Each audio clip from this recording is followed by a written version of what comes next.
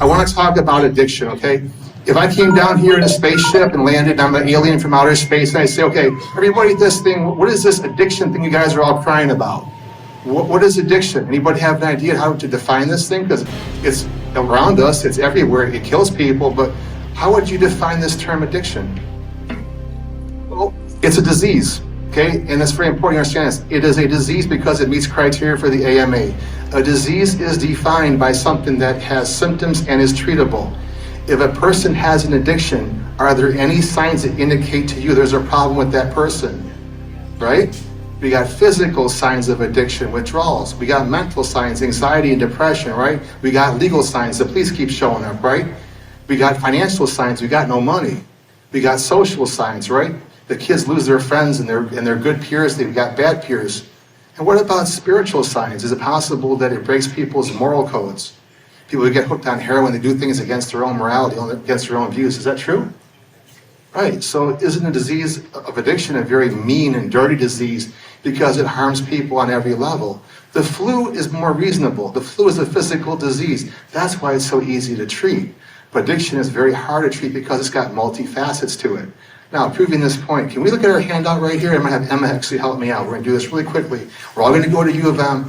My main goal today, besides the gratitude, which is very important too, is to have everybody understand addiction so well that they can help anybody else understand it as well too. So, Emma, if you don't mind, what is this first model of addiction, the moral spiritual model?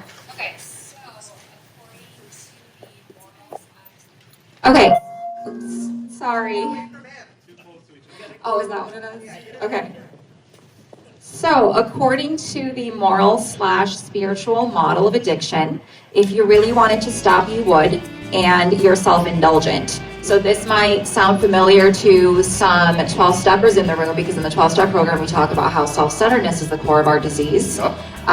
So this is a vice like cheating on your wife or gambling. It's a choice, and as the 12-step program says, the solution is spiritual. Right. So let me ask you a question. Back in the 1930s and 20s, if a woman had a drunken husband, right, and he's drunk all the time, blows all the money, where's she obviously or likely to go to get help? What place? Well, the church, right? Or the rabbi or the minister, and they say, hey, I got a drunken husband, or I got a husband that's doing drugs. We got to fix this guy. So we drag him to church before we had AA or NA, right? Before we had FAN. And the idea was that this person needed to become closer to God. So let me ask you an important question. Is it possible to be an addict and still have pretty good morals? Absolutely it is, right? I got some people that don't use any drugs I wouldn't trust at all. Especially some serial killers, right? So the point is that just because you are an addict doesn't mean you're a bad person or you have bad morals. Emma, how about this next model, the psychological model? How about that one, number 2? So according to the psychiatric/psychological model, early life traumas cause addiction, and addiction has a psychic cause, which can include things like not having enough love and being in an abusive family. Nailed it. And so who loves this model? What kind of people are really focused on this model for treatment? Psychologists, right? They say you have a wounded inner child, right? You have a trauma history. Let me tell you the facts, okay? This is what I hate. I never planned when I became a therapist to do so much PTSD work, okay? Especially with sex trafficking. I do that work really well, but I effing hate it, okay? It's like day at the gym. I do it really well, but I hate it. And so we look at people that have, hardcore addiction. 80% of women that have hardcore drug addiction that are, hooked on heroin have extensive sexual abuse histories, right? So we can understand that, being abused causes addiction, right? And a term called ACEs, remember the adverse childhood experiences, right? The more bad things that happen to you as a kid, the more prone you are to addiction. Is that making sense? So we can see how trauma plays a role. But then again, let's look at someone like Oprah Winfrey, right? She had a really bad childhood. She was molested, she was raped. Why did Oprah Winfrey become an addict? Well, because she's different. She just had a stronger mindset. She had a sense of purpose. So even though you've had bad things happen to you, it doesn't mean you're going to be an addict. But having these kind of bad things happen to you definitely increases the odds, and that's not good. So you want to prevent addiction, prevent childhood trauma. Is that fair? Okay, next one. Emma, please. How about this environmental model? So according to the environmental model, addiction is caused by social learning. So bad people showed you how to get high. It's the problem of peer pressure and poor surroundings. and it can be certain people, certain areas, and easy access to drugs. Yeah, so guess who loves this model? Every mom that comes to see me and their kid smoking marijuana, they bring me their kid, and the mom says, my son is a little angel, and all the kids force him to smoke pot. He has no choice in the matter. Like, let's slow down a little bit, Mom, because maybe your kid's the ringleader, right? Because we don't know yet who's who. And so moms love this model because, remember, this is to blame, it's their environment. There's too many drugs in the school. There's too many drugs on the streets, right? So let me ask you a question. If you grew up in the inner city, a liquor store in every single corner, people have an open-air drug market, and they're using drugs and alcohol every day, all day long, all around you, is it more difficult to not use drugs, right? If I keep coughing on you and say don't catch a cold, is that kind of insulting, right? So we understand the idea behind this environmental model that we want to reduce people's exposure to drugs. And in fact, if you can delay someone from using drugs or being drunk or using any kind of gateway drugs, which include nicotine, vaping, and alcohol, all gateway drugs, you can actually lower their odds of addiction. And that's a really good thing. So this environmental model does play a role. Emma, how about the existential model? So the existential model is a conceptual model relating to the unique experience of human existence. People with no sense of purpose or destiny are prone to anxiety, addiction, laziness, insecurity, and fear of death. Yeah, so this model right here talks about sense of purpose. So I meet moms bring me their kid, and the kid's 29 years old. He doesn't have a girlfriend, he doesn't have a car. I ask, what's going on? She goes, well, he smokes marijuana all day long. He plays video games and masturbates. Okay, that's not really a good thing. I go, so I asked the kid, how come, ask the mom, how come, you smoke marijuana? He goes, well, I don't have a job. And I go, well, how come he doesn't have a job? And she goes, well, he can't pass a drug test. You see how this can be all an ever-ending kind of cycle for 10 more years? So when we talk about the existential model of addiction, you guys know about people that came back from Vietnam, had very high rates of addiction and alcoholism, right?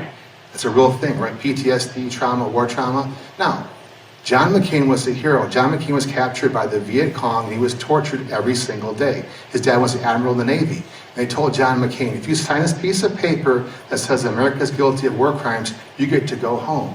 And guess what John McCain did? He never signed that piece of paper.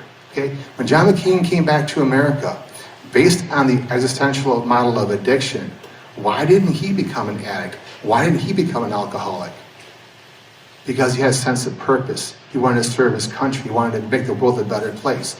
No matter what your politics are, you can't deny the fact he had a sense of purpose to America, right? Okay. Last model, Emma, my favorite one, let's talk about the disease model. Okay, this one is also my favorite.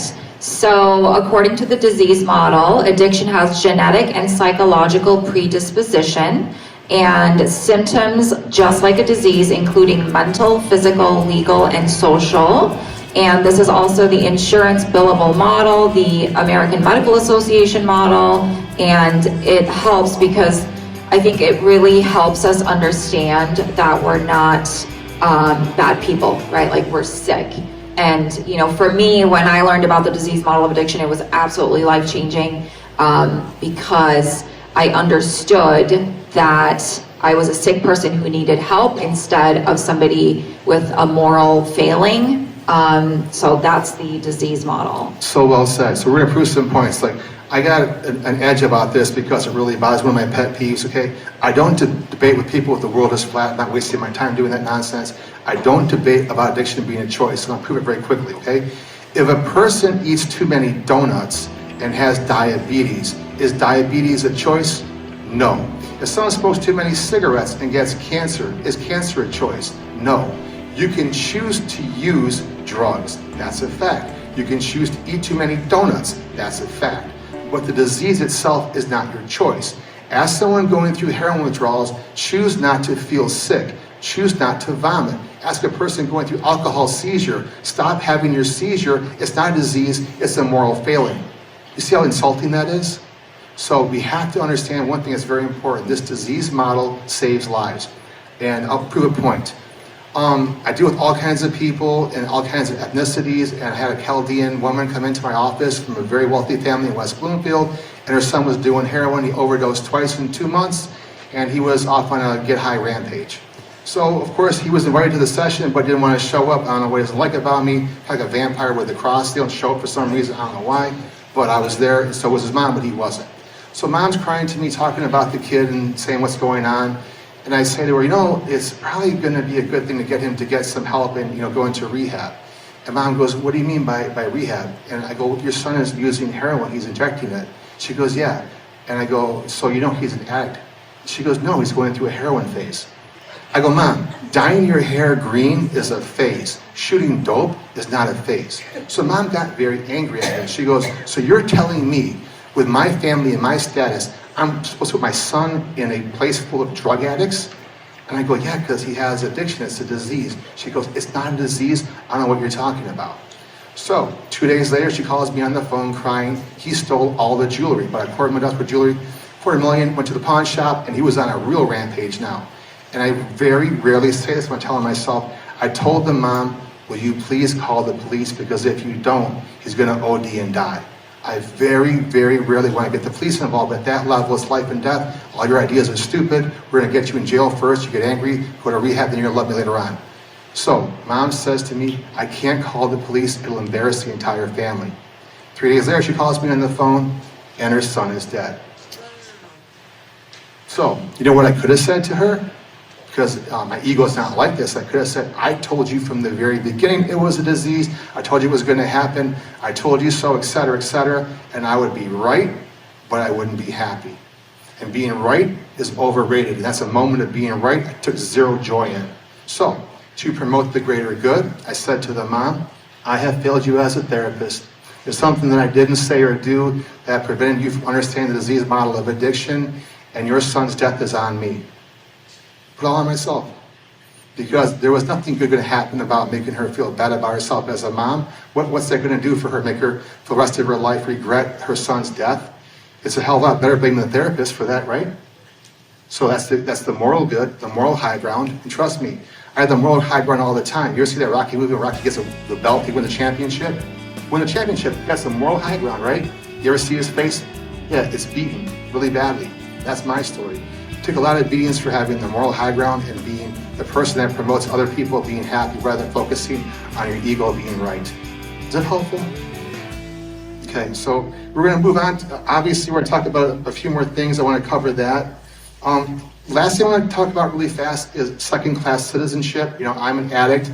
I've been sober off all drugs and alcohol continuously for over 15 years. Okay, my success is your success, right? We're here as a team. We're a tribe together. And so with that being said, it's important to identify that, I'm a second-class citizen. So what does that mean? That means I have the only mental illness whose actionable symptoms are arrestable. Steve, I can be schizophrenic. You really can't arrest me. I can be depressed and not shower for 7 days. You really can't arrest me, right? I can have PTSD and not work. You really can't arrest me. But the active use of illegal drugs, right, is a function of having an addiction, right? So you guys understand in Michigan, the law is 0.25 grams is a felony, right?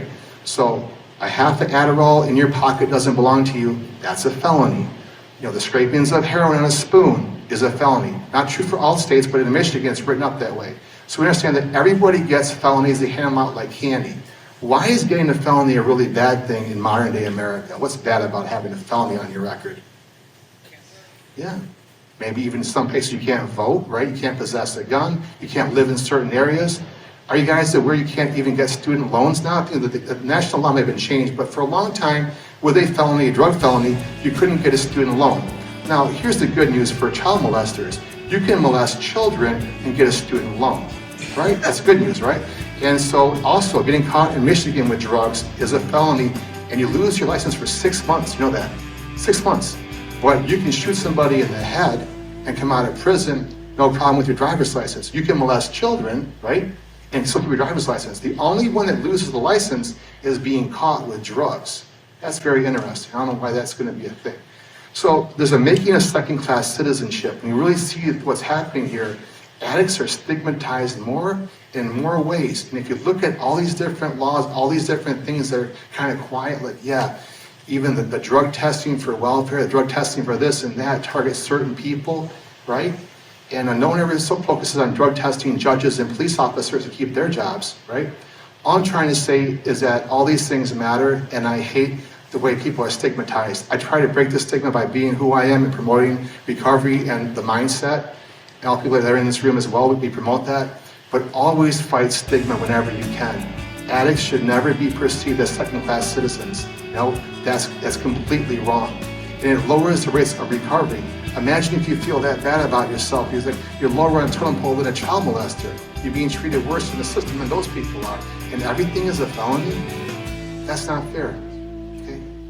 Any questions so far? Is this helpful? Too hardcore? Honest though, right? Okay, I'm honest, right? Okay.